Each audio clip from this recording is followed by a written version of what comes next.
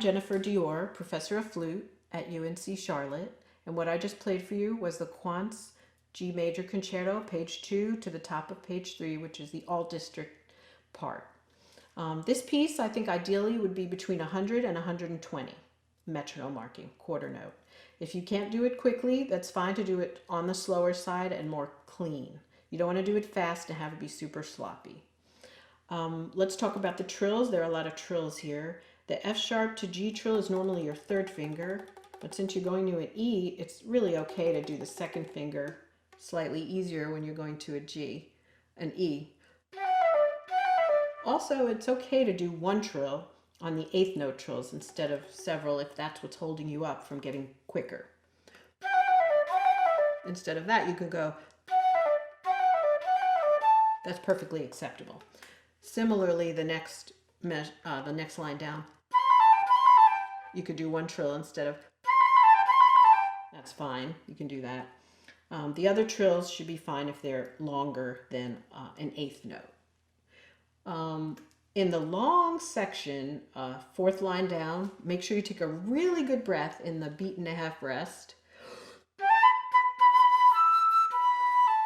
And then be really piano. Take a breath right there where I stopped and take a really big breath and play very softly for at least 3.5 measures. And then the piano echo, forte for a bar, and then piano, make a big deal about that. And then just sneak in some breaths wherever you need to in this. But if you start it with a lot of air, you should get pretty far without needing a breath. This next thing that's a little bit tricky is the big skip from E to G right after the trill. So a good way to practice it is just what I did.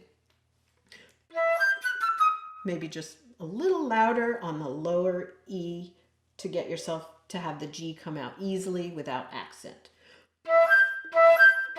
You can spend a little extra time on the E too and then make up for it on the scale. So if you work on that, really isolate that, that'll get easier. As far as some of these challenging articulations where they're not even,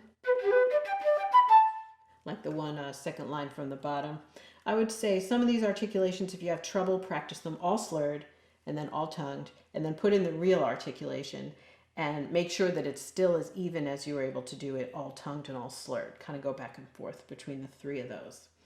These syncopated spots are kind of nice to maybe make the eighth notes a tiny bit shorter to bring out the syncopation.